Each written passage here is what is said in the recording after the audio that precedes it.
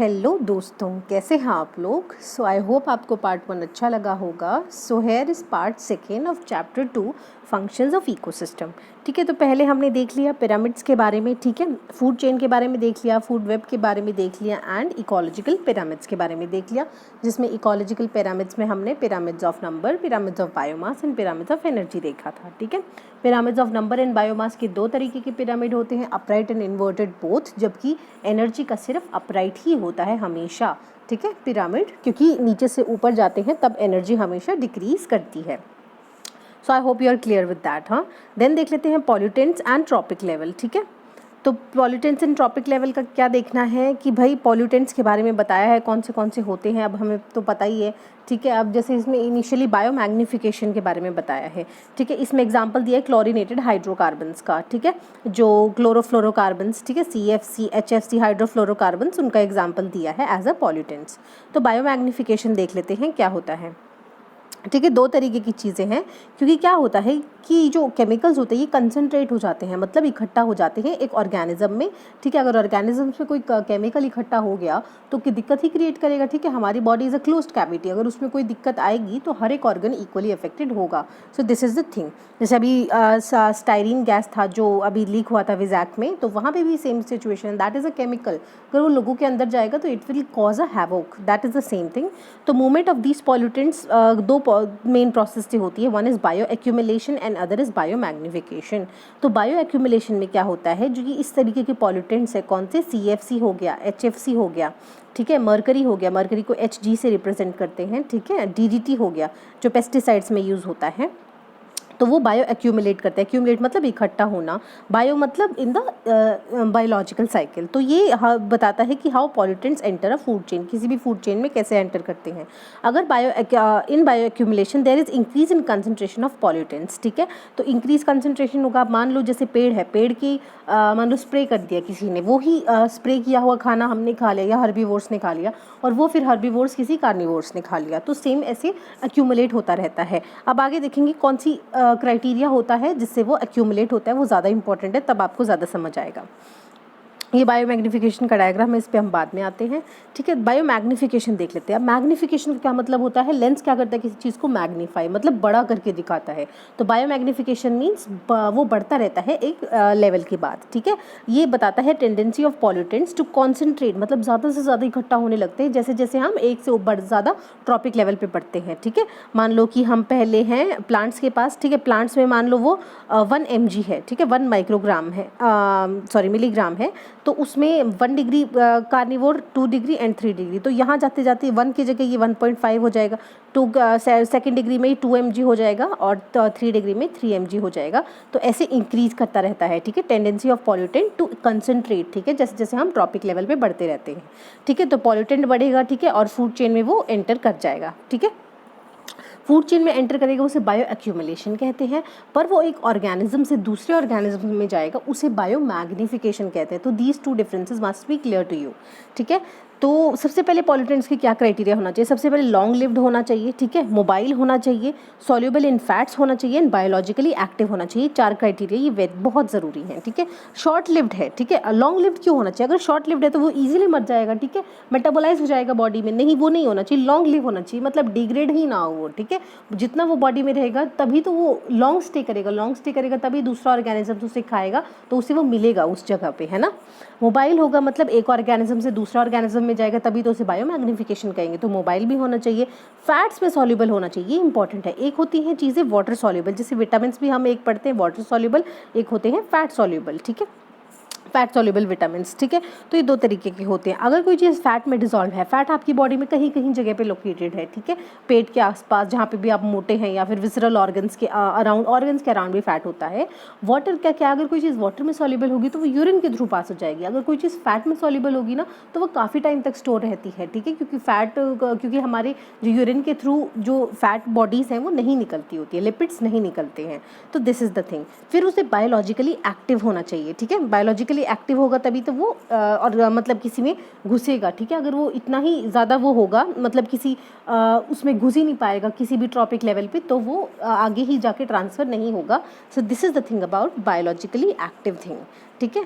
सो ये बता रखा है कि भाई ट्रेडिशनली कैसे होता है, अमाउंट ऑफ पॉल्यूटेंट कैसे मेजर करते हैं, फैटी टिश्यूज़ ऑफ ऑर्गेनिजम्स में, ठीक है, वहाँ पे मेजर करते होते हैं। जैसे मैमल्स हो गया, उसमें क्या होता है, दूध में, जैसे बहुत बार क्या होता है, भैंस का दूध ले जाते हैं टेस्ट करने के लिए कि भाई इसमें ऑक्सीटोसिन कितना। ऑक्सीटोसिन क्या करता है कि ये जो फार्मर्स होते हैं उसको ऑक्सीटोसिन के टीके लगा देते हैं एंड मतलब भैंसों को। इससे क्या होता है कि वो ज़्यादा दूध देते हैं, because oxytocin is a milk ejecting hormone है एक तरीके का, हमने पढ़ा है करंट अफेयर्स में ना।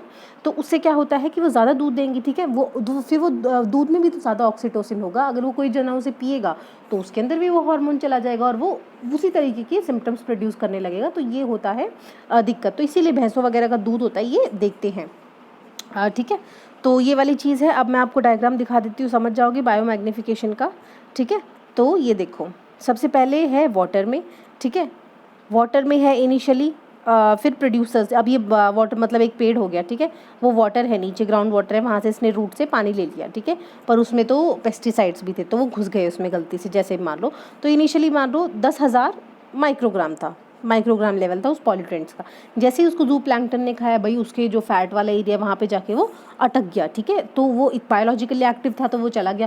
क्या क्या क्राइटेरिया होना चाहिए, लॉन्ग लिव होना चाहिए, मोबाइल होना चाहिए, soluble in fats and biologically active, तो ये सारे क्राइटेरिया थे। तो वो घुस गया जू प्लैंकटन में, तो वो उसके वहाँ पे जाते जाते 10,000 हो जाएगा, ठीक है, कि वो एक्यूमुलेट होता रहेगा, ठीक है। अगर मान लो एक फैट की जगह पे चला गया, ये थोड़ी एक मॉलिक्यूल चला गया और बात खत्म, नहीं, वो उसी पेड़ के पास जाएगा, उसी प्रोड्यूसर्स के पास जाएगा, ठीक है। वही अभी जो एक्वाटिक में था, मैंने पिछले लेक्चर में बताया था, एक्वाटिक में क्या होते हैं प्रोड्यूसर्स, फाइटोप्लैंक्टन, ठीक है। तो फाइटोप्लैंक्टन खाएगा वो, ठीक है, तो फाइटोप्लैंक्टन खाएगा तो क्या होएगा, उस फाइटोप्लैंक्टन में वो रहेगा, ठीक है, वो फाइटोप्लैंक्टन और बनाता रहेगा, उसी तरीके की मैग्नीफाई करता रहेगा उसको। फिर उसमें भी वो पहले एक था, फिर दूसरा आ जाएगा, फिर तीसरा आ जाएगा, तो जू प्लैंक्टन में भी ऐसे स्टोर होता रहेगा, इसीलिए उसकी अमाउंट बढ़ती है। स्मॉल फिश में भी, क्योंकि स्मॉल फिश में उससे ज़्यादा फैट है, सॉल्युबल इन फैट होता है ये, तो वहाँ भी अमाउंट बढ़ती रहेगी, करीबन 1,00,000 माइक्रोग्राम हो जाएगी। और यहाँ पे जाके लार्ज फिश के पास जाके इसकी अमाउंट 10,00,000 हो जाएगी, और फिर यहाँ जाके पूरा 1 करोड़ हो जाती है, ठीक है। तो ये वाली चीज़ है, 1 करोड़ माइक्रोग्राम इतनी ज़्यादा बढ़ जाती है फिश ईटिंग बर्ड जो ऊपर तक होती है। तो इसीलिए बोलते हैं कि भाई इतना ज़्यादा पॉल्यूटेंट्स की क्यों दिक्कत आती है, जब भी कभी आए तो ये बायोमैग्निफिकेशन वर्ड आपने ज़रूर यूज़ करना है, जो इन्वायरमेंट का अगर आंसर राइटिंग में भी आता है तो, ठीक है। I hope we are clear with that. यही एग्जाम्पल था इसमें। Then is about biotic interactions. अब क्या है भाई, कोई भी हमें पता है man is a social animal, animal is a social animal, हर कोई सोशलाइज करना चाहता है, तो वो एक दूसरे से इंटरैक्ट करता है। तो वो सबसे पहले उसके बहुत सारा सर्वाइवल के लिए भी ज़रूरी होता है और इकोसिस्टम के फंक्शन के लिए भी ज़रूरी होता है। तो बायोटिक इंटरैक्शन इतने प्रकार की होती है, 6 प्रकार की होती है, ठीक है। तो प्लस का मतलब होता है पॉजिटिव इंटरैक्शन, नेगेटिव का मतलब होता है नेगेटिव इंटरैक्शन, जो यहाँ माइनस में लगा रखे हैं, ठीक है। तो सबसे पहले बता देती हूँ म्यूचुअलिज्म मतलब पॉजिटिव, ठीक है, अभी आप देख लो, आगे अच्छे से एक्सप्लेन करूँगी। कमेंसलिज्म मतलब पॉजिटिव एंड नेगेटिव, जीरो का मतलब कोई इफेक्ट नहीं हो रहा। जैसे म्यूचुअलिज्म में स्पीशीज़ 1 को भी फ़ायदा हो रहा है दूसरी से, और स्पीशीज़ मतलब एक दूसरे को फ़ायदा हो रहा है, ठीक है, एक दूसरे से, तभी पॉजिटिव है। कमेंसलिज्म मतलब एक को तो फ़ायदा हो रहा है पर एक को कोई फ़र्क नहीं पड़ रहा, मतलब ज़ीरो। अमेंसलिज्म मतलब एक को नुकसान हो रहा है और एक को कोई फ़र्क नहीं पड़ रहा। कंपटीशन मतलब दोनों को ही नुकसान है। प्रेडेशन मतलब एक को फ़ायदा है पर एक को नुकसान है। पैरासिटिज्म मतलब एक को फ़ायदा और एक को नुकसान। तो ऐसे आप याद कर सकते हो, प्रेडेशन एंड पैरासिटिज्म, ठीक है, दोनों सेम ही बात है, तो दोनों का यही होएगा, एक को फ़ायदा और एक को नुकसान। कंपटीशन तो आप समझ ही सकते हो कि कंपटीशन में कोई नहीं वो होता, सबका नुकसान ही होता है किसी न किसी तरीके से, ठीक है। जैसे कौरव पांडव का युद्ध, आप कुछ भी कंसिडर करके चलो। कमेंसलिज्म और एमेंसलिज्म कैसे याद करना है, एक इसमें तो एक को कोई फ़र्क तो पड़ेगा ही नहीं, पर इनको पॉजिटिव नेगेटिव को कैसे याद करें। अमेंसलिज्म, जैसे स्कूल में जब एब्सेंट लगते थे तो क्या लगती थी, एब्सेंट, डैश का साइन लगता है ना, तो amensalism negative and commensalism positive. Mutualism में तो याद ही रहेगा आपके, म्यूचुअल है भाई, हमारा म्यूचुअल है मतलब दोनों को फ़ायदा हो, तो ऐसे याद कर लेना इसको।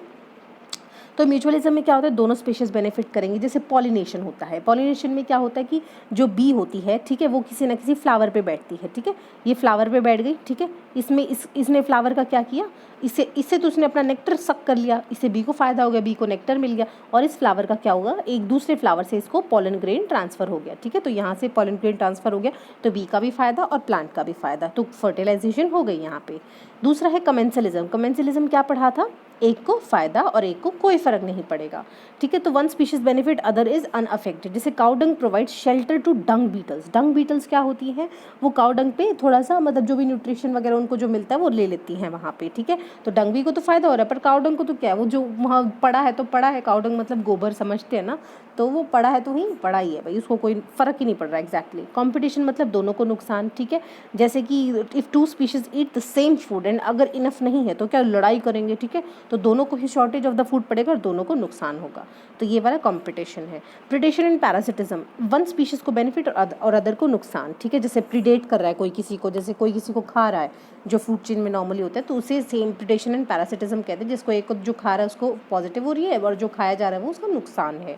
देन इज अबाउट एमेंसिलिज्म, मतलब एक को नुकसान और एक को कोई फ़र्क नहीं पड़ना। ये तो इसमें क्या होता है, a large tree shades small plant, ठीक है। तो ये क्या होता है कि जो स्मॉल प्लांट है उसका तो कोई इफेक्ट नहीं पड़ रहा क्योंकि वो पेड़ पे है, ठीक है। मान लो ये बड़ा पेड़ है, ठीक है, तो ये क्या है, शेड कर रहा है इस प्लांट को, ठीक है। तो प्लांट का है जो बड़ा पेड़ है, इसको मतलब कोई भी प्लांट हो गया उसको क्या ज़रूरत होती है, सनलाइट की, ठीक है।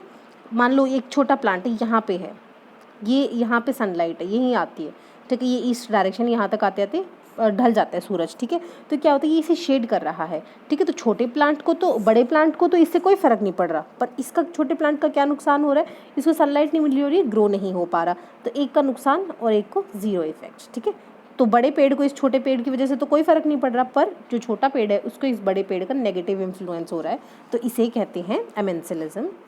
Then is neutralism. न्यूट्रलिज्म मतलब ना ही हार्म, ठीक है, ना ही हार्म ना ही बेनिफिट, ठीक है। तो ये इस तरीके का एग्जिस्ट करता है, तो ये है। एंड न्यूट्रलिज्म क्या होता है exactly, is also sometimes described as relationship between two species inhabiting same space and using same resources, ठीक है। सेम ही जगह पे रह रहे हैं और सेम ही रिसोर्स कर रहे हैं, बट उनका एक दूसरे पे कोई इफेक्ट नहीं है, ठीक है। तो इसमें कई ये भी बोलते हैं कि भाई ये तो इंटरेक्शन हुआ ही नहीं, जब एक ही जगह रह रहे हैं और कोई फ़र्क नहीं पड़ रहा, लड़े बिगड़े, उनको तो मज़ा आता है ना सास बहू की लड़ाई लड़ने में, ठीक है। तो बट ऐसा नहीं हो रहा, तो वे आर्ग्यू करते हैं कि कोई तरीके का इंटरेक्शन ही नहीं है। तो न्यूट्रलिज्म का मैं आपको एग्जाम्पल बताऊँ, जैसे कि एक मतलब थ्योरी आई थी कि एक बर्ड्स मतलब यहाँ पे एक एग्जिस्ट करती है एक पेड़ पे, ठीक है। अगर बर्ड्स हैं, मान लो यहाँ पे 10 बर्ड्स हैं इस तरीके की इस पेड़ पे, तो क्या है, उनका खाने का फीडिंग टाइम डिफरेंट है। मान लो एक 8 से 10 खा रही है, एक 10 से 12 खा रही है, एक 12 से 3 खा रही है, ठीक है। उनका टाइमिंग अलग अलग है, ठीक है। रह तो एक जगह रही हैं पर टाइमिंग अलग है, अलग खा रही हैं, तो वो एक दूसरे पे ज़्यादा इफेक्ट डाल नहीं रही, ठीक है। तो ये वाली चीज़ आती है कि सेम स्पेस को इनहैबिट कर रही है, सेम रिसोर्स खा रही है, पर एक दूसरे पे इफेक्ट नहीं कर रही। So this can be example of neutralism. तो ये ध्यान रखें न्यूट्रलिज्म के बारे में, सेम स्पेस में रहेंगी, सेम रिसोर्स यूज़ करेंगी, पर दूसरे एक दूसरे पे कोई इफेक्ट नहीं डालेगी, ठीक है, ना ही पॉजिटिव ना ही नेगेटिव, ठीक है। अब अगर नेगेटिव इफेक्ट होता, एमेंसिलिज्म होता, ठीक है, तो नेगेटिव ज़ीरो होता, पर यहाँ तो दोनों ही ज़ीरो ज़ीरो हैं, ठीक है, इफेक्ट ही नहीं डाल रही वो एक दूसरे पे, ठीक है। Then is about biogeochemical cycle. तो भाई जो लिविंग वर्ल्ड है वो डिपेंड होता है एनर्जी फ्लो पे, एनर्जी है तो उसे फ्लो होना ही पड़ेगा, न्यूट्रिएंट्स है तो उसे सर्कुलेट होना ही पड़ेगा, ठीक है। तो इससे क्या होएगा, जो मेटाबॉलिक रेट है, ठीक है, न्यूट्रिएंट सर्कुलेट होंगे किसी न किसी ऑर्गेनिज्म में जाएंगे, ठीक है, तो वो उसका साइकिल न्यूट्रिएंट साइकिल को रेगुलेट करेगा। तो ये वाला बायो जियो केमिकल के बारे में है, ठीक है। तो इसका हम देख लेते हैं, न्यूट्रिएंट साइक्लिंग है जो आगे पढ़ेंगे हम, अलग अलग तरीके के हैं। जो ये बता रखा है अभी, carbon hydrogen oxygen nitrogen phosphorus, ठीक है, elements and compounds make 97% mass of our bodies. तो ध्यान रखना CHO तो है ही, ठीक है, NNP भी है, NNP को मत भूलना, ये टोटल मिलके 97% बनाते हैं हमारी बॉडी का। अब आप बोलोगे मैम कहाँ कहाँ बनाते हैं, मैं बताती हूँ कि जो कार्बन हाइड्रोजन एंड ऑक्सीजन है ये तो हर जगह यूज़ होते हैं, जैसे कि कार्बोहाइड्रेट में जैसे C6H12 वो 6 है, तो इसमें C भी है, H भी है, O भी है, ठीक है। तो ग्लूकोज में हर तरीके की, तो ये एलिमेंट्स ही हैं जो बड़े होके ऑर्गेनिक, जो मतलब बड़े होके नहीं, जो इंटरलिंक होके ऑर्गेनिक वो बनाते हैं, एलिमेंट्स बनाते हैं। नाइट्रोजन फॉस्फोरस कहाँ यूज़ होता है, इन द अमीनो एसिड्स, ठीक है, अमीनो एसिड्स एंड DNA में, जो हमारा DNA है वहाँ पे नाइट्रोजन कॉन्स्टिट्यूएंट होता है, एंड प्रोटीन्स में ये नाइट्रोजन एंड फॉस्फोरस होता है, इसीलिए बोलते हैं 97% बनाता है, ठीक है। एंड ये वाली चीज़ है। In addition 15 to 25 other elements are needed, ठीक है, जो माइक्रो एलिमेंट्स हैं, ठीक है, तो वो भी ज़रूरी होते हैं। आर्सेनिक हो गया, लेड हो गया थोड़ा थोड़ा अमाउंट में, ठीक है, तो इस तरीके के एलिमेंट्स भी चाहिए होते हैं। तो ये कैसे मूव करते हैं, through the nutrient cycle function, ठीक है। तो न्यूट्रिएंट साइकिल कॉन्सेप्ट क्या है कि ये बताता है कि भाई न्यूट्रिएंट्स कैसे मूव करते हैं from the physical environment to the living organisms, ठीक है। अब कोई मान लो कि एक स्टोन है, उसमें सल्फर लॉक्ड है, वो हमारे तक कैसे पहुंचेगा या प्लांट्स तक कैसे पहुंचेगा, कि भाई प्लांट्स तक पहुंचेगा तब हम प्लांट्स खा लेंगे तो हमारे तक पहुंच जाएगा। तो ये वाली चीज़ बताता है न्यूट्रिएंट साइकिल की भाई कैसे न्यूट्रिएंट इन्वायरमेंट से होके प्लांट्स और एनिमल्स के अंदर आता है और फिर उन्हीं प्लांट्स एनिमल्स से होके वापस इन्वायरमेंट की तरफ आते हैं। तो ये पूरा साइकिल है, ठीक है। प्लांट्स इन्वायरमेंट से गया प्लांट्स की तरफ, इन्वायरमेंट मतलब सॉइल वगैरह कहीं से भी या एयर वगैरह प्लांट से, और फिर ये प्लांट्स प्लस एनिमल से जब ये मर जाएंगे तो ये वापस इन्वायरमेंट में कैसे जाएगा। तो this is all about nutrient cycle. तो ये बता रखा है इसमें कि भाई जैसे कि प्रोड्यूसर्स एल्गी लाइकन्स के बारे में बता दिया था। Lichens is association of algae plus fungus, ठीक है। तो एल्गी प्लस फंगस का एसोसिएशन है लाइकन, ठीक है। तो एल्गी इसमें क्या होता है, फूड प्रिपेयर करता है और फंगस वाटर अरेंज करता है। तो ये एसोसिएशन होता है, इसे म्यूचुअलिज्म कहते हैं। कि भाई म्यूचुअलिज्म में क्या बताया था मैंने आपको, पॉजिटिव। ये लाइकन का भी एग्जांपल बता सकते हो म्यूचुअलिज्म में, जिसमें क्या होता है एल्गी को भी फायदा है फंगस के होने से और फंगस को भी फायदा है एल्गी के होने से, ठीक है। तो इसमें क्या होएगा, प्रोड्यूसर्स हैं वो प्रोड्यूस कर रहे हैं, मर रहे हैं तो वो डिकम्पोजर्स हो जाएंगे, ठीक है। तो डिकम्पोजर्स का क्या है, वो डिकम्पोज कर रहे हैं जो भी इनका है, जो भी इसमें ऑर्गेनिक मैटर था उसको डिकम्पोज करके वाटर एंड मिनरल्स को वापस अरेंज कर रहे हैं इन प्रोड्यूसर्स के लिए, ठीक है। फिर क्या है कि फिर ये प्रोड्यूसर्स को या तो मर जाएंगे या इनको कोई खा लेगा तो फिर वो कंज्यूमर्स ही खाएंगे, कंज्यूमर्स भी किसी दिन मरेंगे, फिर वो डिकम्पोज हो जाएंगे। डिकम्पोज कौन करेगा, फंगी बैक्टीरिया, फिर वो सॉइल में दोबारा से ये वाला जो है न्यूट्रिएंट साइकिल करेंगे, ठीक है। वाटर एंड मिनरल सर्कुलेट करेंगे और फिर वो और वाटर और मिनरल्स प्रोड्यूसर्स को चाहिए ही होता है आगे बनाने के लिए खाना, तो ये टेकअप कर लेंगे, फिर ये विशियस साइकिल चलता रहता है। देन देख लेते हैं टाइप्स ऑफ न्यूट्रिएंट साइकिल, ठीक है। एक बेस्ड ऑन रिप्लेसमेंट पीरियड, सबसे पहले एक होता है परफेक्ट साइकिल, एक होता है imperfect cycle based on replacement period. Replacement period किसे कहते हैं कि भाई अगर जल्दी जल्दी रिप्लेस हो गया उसे परफेक्ट साइकिल कहते हैं, ठीक है। कि भाई जैसे गैसियस साइकिल है तो उसे परफेक्ट साइकिल कहते हैं। गैसियस मतलब अभी तो वो कार्बन डाइऑक्साइड रेडिली अवेलेबल है प्लांट्स को, अगर मान लो कि वो इम्परफेक्ट होता है, इम्परफेक्ट मतलब काफ़ी दिनों में अवेलेबल है, कि भाई आज तो मैंने सांस छोड़ा कार्बन डाइऑक्साइड का और फिर 3 दिन में वो एटमॉस्फेयर में जाएगी, 3.5 दिन में वो नीचे आएगी, 7वें दिन जाके वो प्लांट्स को मिलेगी। तो ऐसे तो भाई कहाँ से फोटोसिंथेसिस होगा, समझ रहे हैं आप। तो परफेक्ट साइकिल कौन सा होता है, जिसमें replacement as fast as possible, जो अगर फास्ट रहेगी तो वो फास्ट अवेलेबल होएगा दूसरे ऑर्गेनिजम्स के लिए। Most gaseous cycle are generally considered as perfect cycles. In contrast sedimentary cycles कौन से होते हैं, जो रिलेटिवली इम्परफेक्ट होते हैं, कि भाई बहुत टाइम बाद आते हैं वो, ठीक है, लॉक हो जाते हैं वो इनटू सेडिमेंट्स एंड इसीलिए वो इमीडिएट साइक्लिंग के लिए अवेलेबल नहीं होते, that why they are known as imperfect cycle. जो सेडिमेंट्री साइकिल्स है एग्जाम्पल है उसका, ठीक है। Based on nature of reservoir, ठीक है, देयर आर 2 टाइप्स, एक तो गैसियस और एक सेडिमेंट्री, ठीक है। तो रिजर्वॉयर क्या है भाई, गैसियस का तो हाइड्रोस्फीयर है और सेडिमेंट्री का क्या है, अर्थ क्रस्ट है, क्योंकि सेडिमेंट्स तो वहीं अवेलेबल होते हैं, ठीक है। और हाइड्रोस्फीयर में एटमॉस्फेयर या हाइड्रोस्फीयर होगा गैसियस का, क्योंकि मान लो कि कार्बन डाइऑक्साइड है, ठीक है, बहुत सारा वो ओशंस में भी डिजॉल्व फॉर्म में होता है, वाटर में मिलके वो डिजॉल्व फॉर्म में भी अवेलेबल होता है। तो गैसियस का एक तो एटमॉस्फेयर है रिजर्वॉयर, मतलब जहाँ वो पाया जाता है, और हाइड्रोस्फीयर भी है, ठीक है। I hope we are clear with that. Then gaseous cycle के बारे में पढ़ लेते हैं। सबसे पहला वाटर साइकिल, ये सबसे सिंपल बताया है भाई वाटर साइकिल क्या होता है। कई फॉर्म्स होती हैं इसकी, ठीक है। तो वाटर साइकिल में क्या होता है, सबसे पहले वाटर क्या है, it acts as a solvent medium for uptake of nutrients by organisms, ठीक है।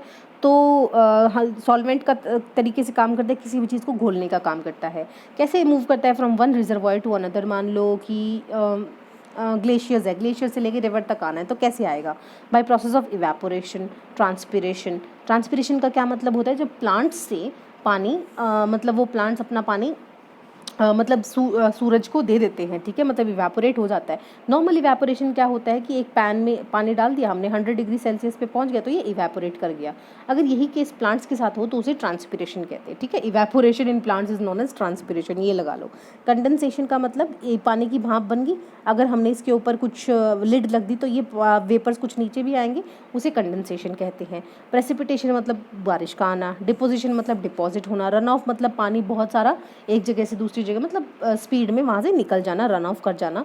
Infiltration and ground water flow, तो इस तरीके में वाटर एग्जिस्ट करता है, ठीक है। इनफिल्ट्रेशन मतलब नीचे सीप इन करना, एंड ग्राउंड वाटर फ्लो, भाई ग्राउंड वाटर में कैसे वो फ्लो करेगा। तो ऐसे पानी एक रिजर्वॉयर से दूसरी रिजर्वॉयर जाता है।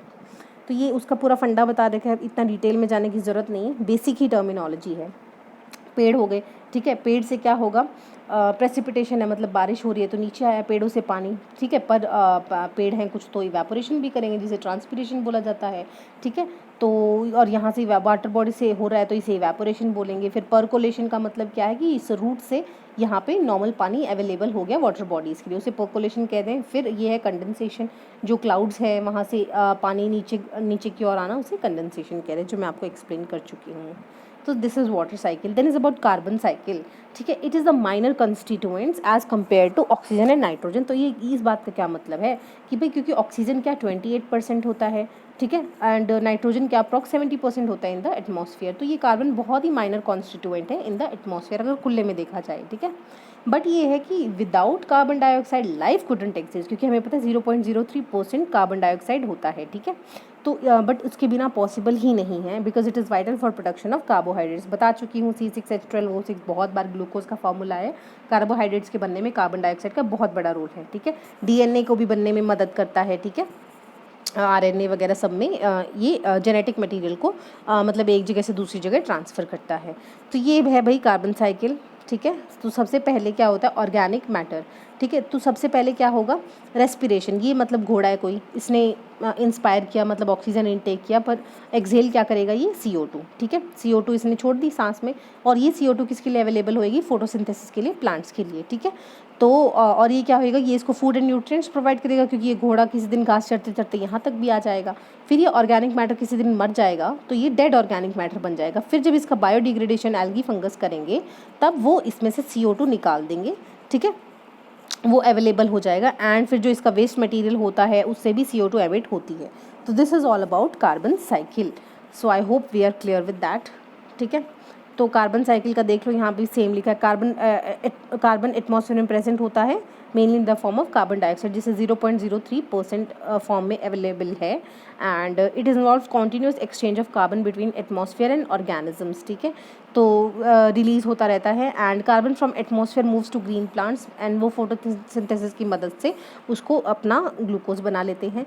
Bye process of respiration and decomposition of dead matter it returns back to atmosphere, ठीक है। It is a short term cycle, वही ना गैसीय साइकिल है, ये वो है परफेक्ट साइकिल है, तो जल्दी जल्दी न्यूट्रिएंट्स अवेलेबल होते हैं, ठीक है।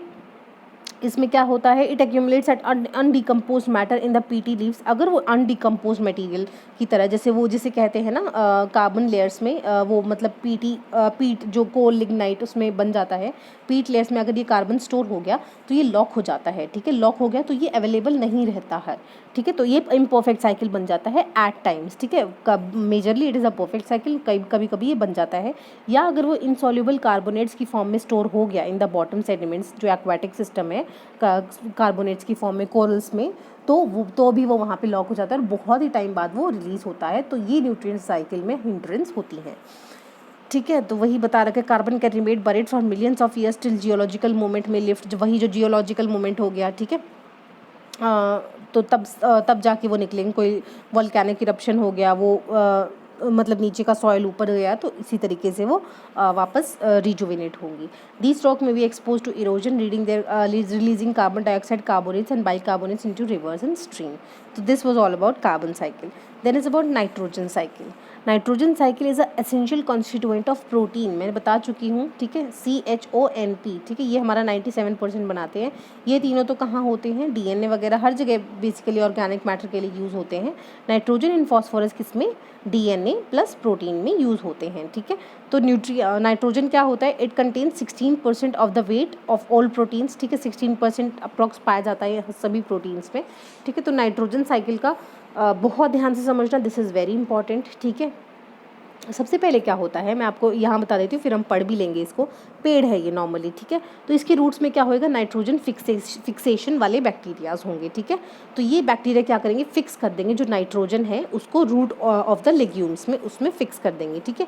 नाइट्रोजन क्या होता है, N2 की फॉर्म में एग्जिस्ट करता है, N ट्रिपल बॉन्ड N, ठीक है। तो ये बॉन्ड को ब्रेक करने के लिए बहुत ज़्यादा मेहनत करनी पड़ती है, पर ये जो बैक्टीरियाज है ये सफिशिएंट है इसको ब्रेक करने के लिए, ठीक है। और ये जो नाइट्रोजन है N2 की फॉर्म में एग्जिस्ट करता है, इसको हम डायरेक्टली यूज़ नहीं कर पाते हैं प्लांट्स, तो इसको एसिमिलेट करना पड़ता है, ठीक है। मतलब इसको ब्रेक करना पड़ता है either in the form of ammonia, ठीक है, अमोनिया NH4+, अमोनिया ऐसे लिखा जाता है केमिस्ट्री में, या NO2 माइनस नाइट्राइट्स के फॉर्म में, या NO3 माइनस नाइट्राइट के फॉर्म में इसको एसिमिलेट किया जाता है। तो नाइट्रोजन फिक्सेशन बैक्टीरिया ने N2 को फिक्स कर दिया, ठीक है। जो सॉयल वाले हैं जिन्हें अब ये तो होते हैं, ये सिम्बायोटिक बैक्टीरिया होते हैं, मतलब ये जो रूट्स है उसके साथ एसोसिएटेड है, उसे सिम्बायोटिक। और कुछ फ्री लिविंग होते हैं इन द सॉयल, वो भी फिक्स करेंगे नाइट्रोजन फिक्सेशन। तो ये नाइट्रोजन इन्होंने फिक्स कर दिया, इसका मतलब इन्होंने N2 को कन्वर्ट कर दिया NH4 पॉजिटिव, जिसे अमोनियम आयंस भी बोलते हैं। यहाँ देखो अमोनियम आयंस लिखा हुआ है, ठीक है, ब्रॉड कर देती हूँ मैं आपके लिए, वेट अ सेकेंड, ठीक है। तो अमोनियम आयंस की फॉर्म में इसको यहाँ पे एसिमिलेट कर दिया, ठीक है। तो ये अमोनियम आयंस क्या है भाई, ये यूज़ में आ जाएंगे प्लांट्स को, ठीक है। प्लांट्स इसको एब्जॉर्ब कर लेगा और अपने प्रोटीन्स बनाएगा, ठीक है। इनको अमीनो एसिड्स में यूज़ करेगा, तो ये प्लांट्स ने यहाँ पे अपटेक कर लिए, ठीक है। तो एक तो ये फॉर्म होता है। फिर क्या होता है, नाइट्रीफाइंग बैक्टीरिया, ठीक है। तो ये जो अमोनियम होता है, ठीक है, नाइट्रोजन से क्या बना, अमोनियम, ठीक है। तो ये अमोनियम से क्या बनेगा, NO3 माइनस, ठीक है। वैसे इनिशियली NO2 बनेगा, नाइट्राइट बनेगा, फिर नाइट्रेट बनेगा, पर ये जो नाइट्रीफाइंग बैक्टीरिया इस अमोनियम को कन्वर्ट कर देते हैं नाइट्रेट्स में, ठीक है। नाइट्रेट्स में कन्वर्ट कर दिया तो प्लांट क्या होते हैं, दो तरीके से एब्जॉर्ब करते हैं, एक तो अमोनियम और एक नाइट्राइट या नाइट्रेट की फॉर्म में एब्जॉर्ब कर लेते हैं। तो दोनों को तोड़ता है, पहले को क्या तोड़ता है, नाइट्रोजन फिक्सेशन, जिससे वो अमोनियम में कन्वर्ट होता है। फिर नाइट्रीफाइंग बैक्टीरियाज होते हैं जो अमोनियम को नाइट्रेट में कन्वर्ट करते हैं, उन्हें नाइट्रीफाइंग बैक्टीरियाज बोलते हैं, ठीक है। I hope we are very clear, मैं बहुत धीरे समझा रही हूँ, ठीक है। फिर क्या होती है, डीनाइट्रीफाइंग, ठीक है। नाइट्रीफाइंग ने क्या किया, NH4 को NO3 में कन्वर्ट कर दिया, NO3 माइनस में। ये एक प्रोसेस क्या होगी, नाइट्रीफाइंग, ठीक है, नाइट्रीफाइंग बैक्टीरिया वाला काम कर दिया। फिर अगर यही NO3 माइनस को N2 में कन्वर्ट किया, मतलब डीनाइट्रीफाइंग हो गया, ठीक है। तो इसे डीनाइट्रीफाइंग करेंगे, और ये काम कौन करेगा, डीनाइट्रीफाइंग बैक्टीरिया, ठीक है। तो जो NO3 को है, पहले NO3 को सीधा इसमें कन्वर्ट नहीं होता, पहले वही स्टेज आएगी, अमोनियम में कन्वर्ट करेगा, ठीक है। तो ये वाली सीन आएगी, तो इसीलिए पूरा डीनाइट्रीफाइंग कहते हैं इस चीज़ को, ठीक है। तो वही बता रखा है कि भाई amino acids proteins plant animals में होंगे, फिर उससे वो डेट्राइटस बनेगा, जब मर जाएंगे उसको डेट्रीवोरस खा जाएंगे, फिर वो डिकम्पोजिशन होएगा, डिकम्पोजिशन से भी अमोनियम निकलता है, ठीक है। तो फिर वो दोबारा से एसिमिलेट कर देंगे, तो ये पूरा एक साइकिल चलता रहता है। सो आई होप आपको साइकिल समझ आ गया होगा। अभी पढ़ लेते हैं साइकिल के बारे में, ठीक है। नाइट्रोजन एसेंशियल कॉन्स्टिट्यूएंट है प्रोटीन का, ये पढ़ लिया हमने। हमारे पास बहुत नाइट्रोजन की सप्लाई है, क्योंकि 70% अवेलेबल है एटमॉस्फेयर में, पर हम इसको डायरेक्टली यूज़ नहीं कर सकते। नाइट्रोजन को फिक्स होना पड़ता है, ठीक है। फिक्स मतलब इसको कन्वर्ट होना पड़ता है अमोनिया, नाइट्राइट या नाइट्रेट्स में, ताकि वो प्लांट्स उसको टेकअप कर सकें।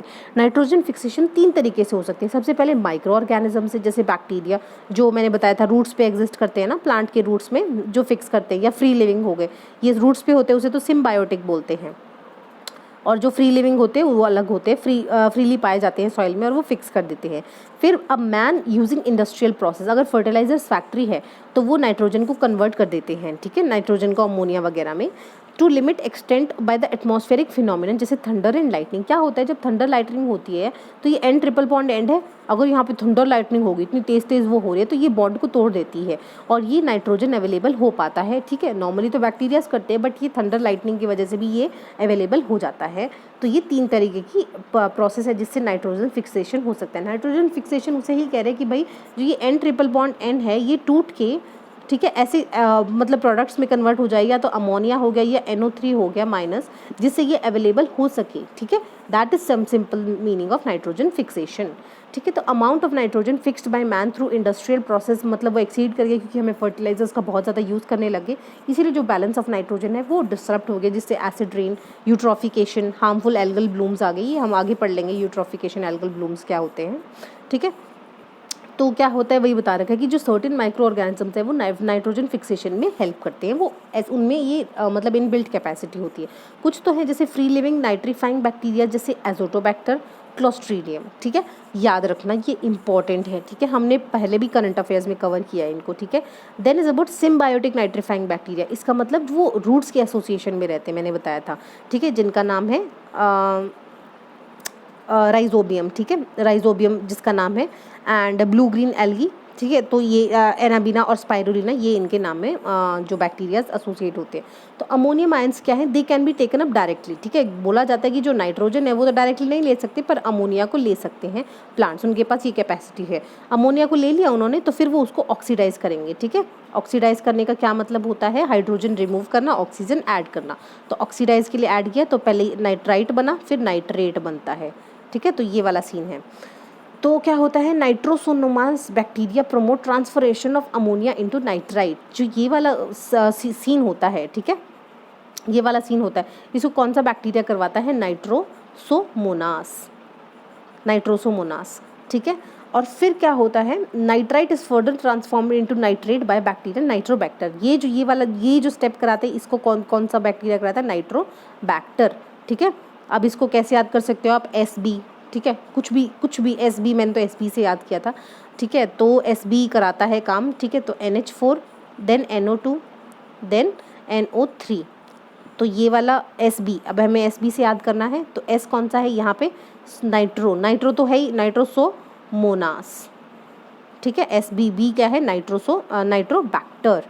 तो ये यहाँ पे ये वाला जो प्रोसेस है ये कौन कराएगा, नाइट्रोबैक्टर। तो ये वाला आपको याद करना है ऐसे। ठीक है, तो नाइट्रोसोमोनास एंड नाइट्रोबैक्टर ये काम करवाते हैं। So I hope we are clear with that. हाँ, which are building blocks of protein, and ये बिल्डिंग ब्लॉक्स होते हैं प्रोटीन के। Then they go to higher trophic level to the ecosystem during excretion and death. जब भी कोई excrete करता है या फिर डेथ हो जाती है तो फिर ये वापस से ये नाइट्रोजन रिटर्न हो जाता है सॉइल को इन फॉर्म ऑफ अमोनिया। ठीक है, क्या होता है, कई इस तरीके की सॉइल नाइट्रेट्स होते हैं जो बहुत सारे सॉल्युबल होते हैं। तो ये क्या होता है, रन ऑफ में, मतलब जो पानी में बह जाते हैं। And in soil as well as oceans they are special denitrifying bacteria. जो मैंने बताया, डीनाइट्रीफाइंग का क्या मतलब है, नाइट्रीफिकेशन का क्या मतलब था, हमने पढ़ा था NH4 को NO3 में कन्वर्ट करना, इसको नाइट्रीफिकेशन कहते हैं। अब डीनाइट्रीफिकेशन कैसे कहेंगे, इसको उल्टा प्रोसेस हो जाएगा। ठीक है, दिस इज डीनाइट्रीफिकेशन। जब ये इसमें कन्वर्ट होएगा और ये N2 में कन्वर्ट होएगा तो ये डीनाइट्रीफिकेशन हो जाएगा। ये इसमें और ये इंटर्न इसमें कन्वर्ट होएगा तो ये डीनाइट्रीफिकेशन है। इसको कौन सा बैक्टीरिया कराता है, स्यूडोमोनास। ठीक है, स्यूडोमोनास कराता है इसको। अगर आपको इसकी ट्रिक चाहिए बैक्टीरिया की तो आप मुझे कमेंट सेक्शन में लिख देना, हमें एक और ट्रिक पता है जिससे हम याद कर लेते हैं इसको। ठीक है, डीनाइट्रीफाइंग बैक्टीरिया को हम DPMT से याद करते थे। ठीक है, DPMT। ठीक है, डी मतलब डीनाइट्रीफिकेशन, स्यूडोमोनास, मोनोसिस्टिस, थायोबैसिलस। ठीक है, तो ऐसे याद करते थे। अगर आपको पढ़ना है तो बता देना, थोड़ा एडवांस है ये, और भी बैक्टीरियाज क्योंकि इसमें इंक्लूड होते हैं। ठीक है, तो फिर ये बता रखा है कि जो पीरियोडिक थंडरस्टॉर्म्स हैं वो गैसियस नाइट्रोजन को कन्वर्ट करते हैं इन द नाइट्रेट्स। ठीक है, इसमें नाइट्रेट्स में कन्वर्ट करते हैं। तो थंडरस्टॉर्म्स क्योंकि ये बॉन्ड को तोड़ देते हैं, ये जो बॉन्ड होते हैं बहुत स्ट्रांग होते हैं, इसको तोड़ देते हैं। तो ये बता रखा है।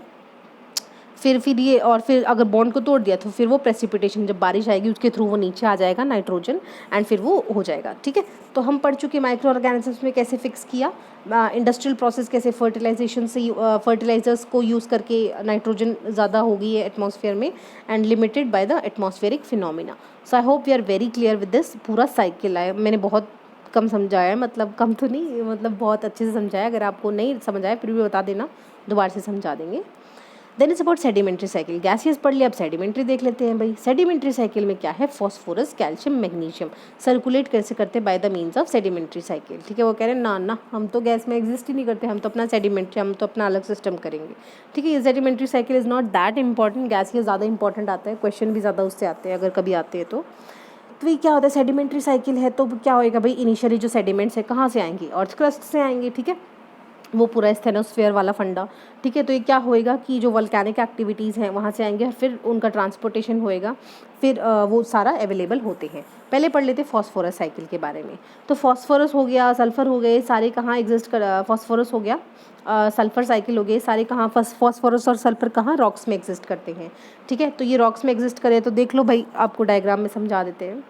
ठीक है, तो ये है कि फॉस्फेट्स इन द सॉल्यूशन, ये क्या है कि यहाँ पे अपलिफ्टमेंट ऑफ रॉक हुई। ठीक है, यहाँ पे रॉक्स वेदर हुए, तो ये जो फॉस्फेट्स इन द रॉक है ये अवेलेबल हो चुका। ठीक है, इनऑर्गेनिक फॉर्म में। ठीक है, पहले इनऑर्गेनिक फॉर्म में ये एग्जिस्ट करेगा, जिसे PO4-3 कहते हैं।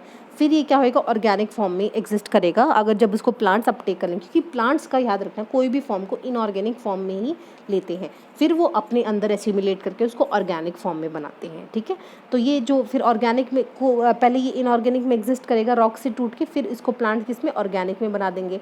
फिर वो ऑर्गेनिक फॉर्म को कौन जो हर्बीवोर्स है वो खा लेगा, ये आ गया हर्बीवोर्स हमारा। फिर ये हर्बीवोर्स जिस दिन मर जाएगा इसका डेट्राइटस बन जाएगा। फिर ये डेट्रीवोर्स जो सॉइल में होंगे इसको तोड़ के, जो भी इसका ऑर्गेनिक फॉर्म था जिसमें फॉस्फेट था, जिसको प्लांट ने जिसको खाया था, तो फिर उसको वो दोबारा से फॉस्फेट को अवेलेबल करा देगा। ठीक है, यहीं पे फिर ये फॉस्फेट डिज़ोल्व हो जाएगा वाटर में और फिर वो दोबारा से उस रॉक में मिल जाएगा। तो ये पूरा साइकिल चलता रहता है ऐसे। ठीक है, तो ये है unlike carbon and nitrogen which come primarily from atmosphere. जो फॉस्फोरस कहाँ से आता है? फॉस्फेट रॉक से आता है।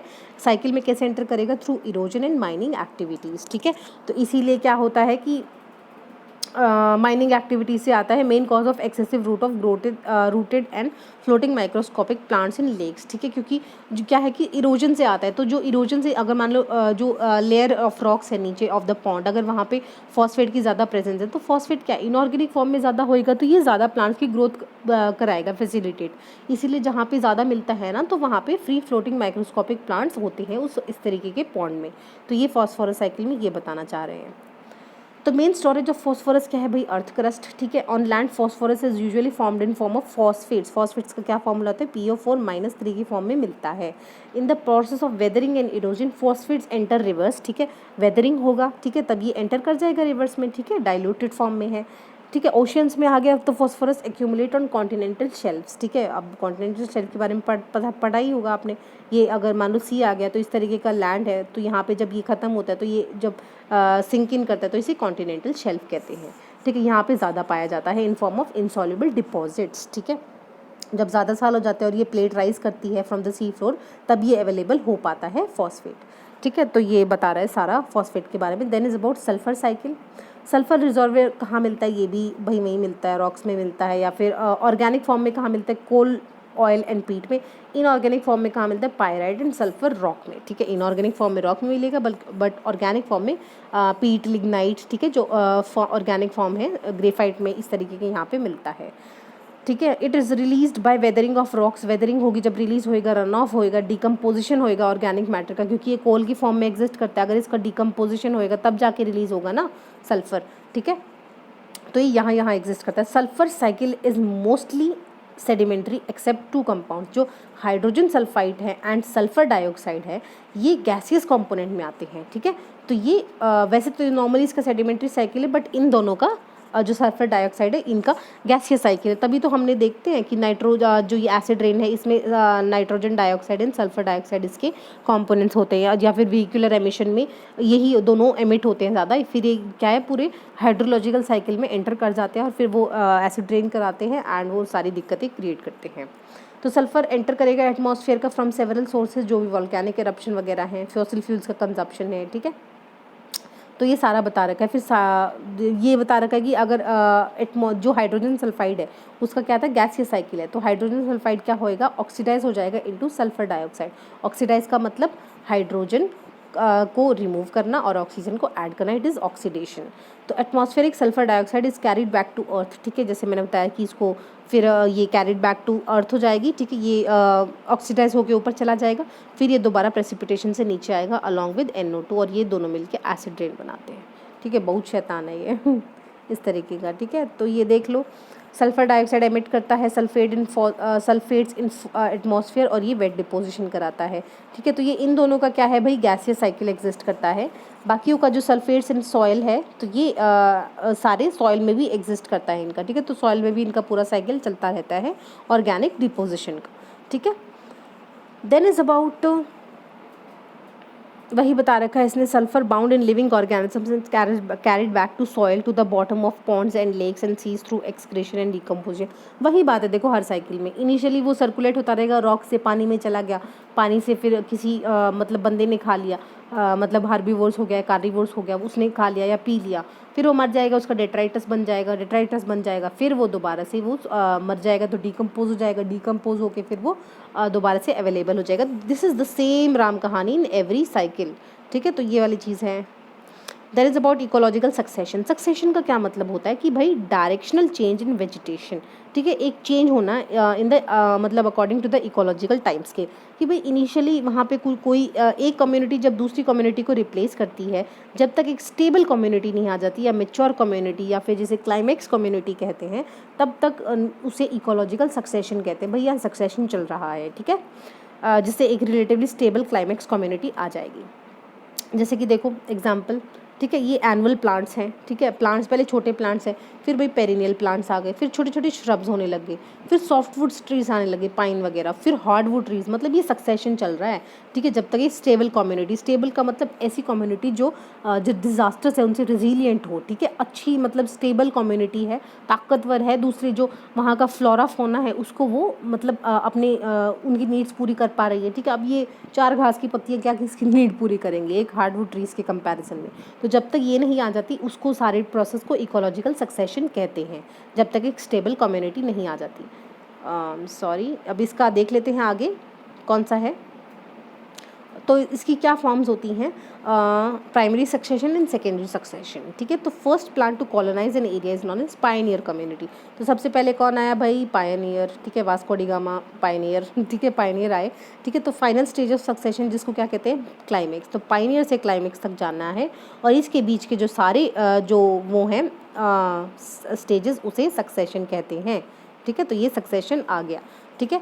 तो succession is characterise by following increase productivity, productivity बढ़ेगी क्योंकि ज़्यादा बड़ा प्लांट आएगा, ज़्यादा फोटोसिंथेसिस करेगा, ज़्यादा न्यूट्रिएंट्स बढ़ाएगा। Shift of nutrients from reservoir, बड़ा प्लांट आएगा उसके ज़्यादा बड़े रूट होंगे तो वो न्यूट्रिएंट्स को ज़्यादा सोक करेगा, ठीक है। इंक्रीज डाइवर्सिटी ऑफ ऑर्गेनिजम्स, ठीक है, डाइवर्सिटी बढ़ेगी, ठीक है। वो ऑर्गेनिज्म जो एक घास पे डिपेंडेंट था अब इतना बड़ा ऑर्गेनिज्म आएगा जो एक पेड़ पे डिपेंडेंट होगा, समझ रहे हैं। And gradually increase in complexity of food webs, तो फूड वेब्स कॉम्प्लेक्स होंगे जब एक अच्छी मेच्योर कम्युनिटी आएगी तो, ठीक है।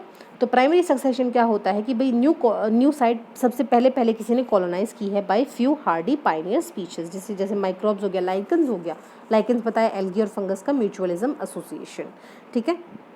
तो ये न्यू कंडीशन में भी conducive to the establishment of additional organisms, ठीक है, वो आते रहेंगे वहाँ पे, ठीक है। Pioneers through their death and decay leave patches of organic matter, ठीक है, जिसपे स्मॉल एनिमल्स कैन लिव, वही रेट्राइटस बन जाएगा तो उस पर छोटे एनिमल्स लिव कर जाएंगे जो बाद में आएंगे।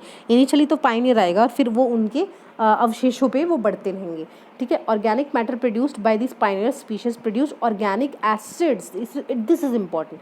भाई वो जो सॉइल है उसको कैसे मतलब मान लो एक जगह भी पत्थर होता था, भाई उस पत्थर से सॉइल भी तो बनाना पड़ेगा। तो क्या होएगा कि पत्थर से सॉइल कुछ तो क्लाइमेटिक कंडीशंस की वजह से बनेगा, कुछ क्या होगा इनका जो ये ऑर्गेनिक मैटर है इससे क्या होएगा, ऑर्गेनिक एसिड्स प्रोड्यूस होंगे। जैसे ये मर गया मान लो कोई एनिमल मर गया, इसमें बैक्टीरिया फंगस आके चिपक गए, इसको डिकम्पोज करें तो इससे क्या होएगा, ऑर्गेनिक एसिड्स रिलीज होंगे, जिससे क्या होएगा ये पत्थर को तोड़ देंगे धीरे धीरे, मतलब मिलियंस ऑफ ईयर्स लगेंगे तो धीरे धीरे तोड़ देंगे और इससे क्या होएगा जो रिलीज़ होंगे धीरे धीरे इसमें जो भी डिज़ोल्व वो होंगे वो एलिमेंट्स होंगे, जैसे सल्फर हो गया, फॉस्फेट हो गया, वो रिलीज़ होते रहेंगे। तो ये होगा, इससे क्या होएगा, पूरा इन्वायरमेंट का भी सक्सेशन चल रहा है, स्पीशीज़ का भी सक्सेशन चल रहा है, तो इन्हीं सबका पैरेलली चलता है, ठीक है।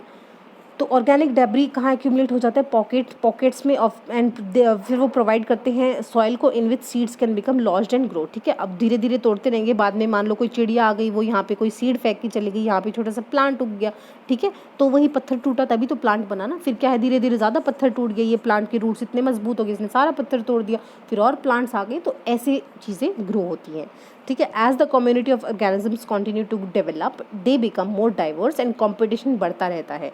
And at the same time new niche opportunities develop, new niche मतलब न्यू फंक्शन, नीके का क्या मतलब होता है, एक फंक्शनल रोल इन इकोसिस्टम। भाई मैं प्रोड्यूसर हूँ तो मेरा ये नीके है, मैं कंज्यूमर हूँ तो मेरा ये नीके है, ठीक है। तो ये अलग अलग उसका नीके डेवलप होता रहता है, क्योंकि अभी यहाँ पे छोटे श्रब्स आ गए तो यहाँ पे कहीं से एक दूर से भाग के एक रैबिट आ जाएगा, वो रैबिट कहेगा चलो मेरा नीके आज से मैं हर्बीवोर्स हूँ, ठीक है। वहाँ पे मैं बेशक कार्निवोर्स होता था, आज से मैं हर्बीवोर्स हूँ, तो न्यू नीके डेवलप होता रहेगा, ठीक है। तो क्या होगा कि पायनियर स्पीशीज डिसअपियर होएगी, ठीक है, एज हैबिटेट चेंजेस, क्योंकि वही होता है ना survival of the fittest, Darwin की थ्योरी है, तो वो धीरे धीरे डिसअपियर होती रहेगी अगर वो क्लाइमेटिक कंडीशंस को अडेप्ट नहीं कर पाएगी, वरना सबकी भाई एक दिन तो सबको ही जाना है। एंड फिर इन्वेजन होगा न्यू स्पीशीज़ का, ताकि एंड फिर वो धीरे धीरे एक क्लाइमेक्स कम्युनिटी की तरफ प्रोसीड करेगी। Then is about secondary succession, ठीक है। सेकेंडरी सक्सेशन कब होता है, जब recognise an area in which climate community has been disturbed, ठीक है। जब क्लाइमेट कम्युनिटी डिस्टर्ब होएगी तब होएगा ये। Secondary succession is sequential development of biotic communities after complete और partial destruction of existing community, ठीक है।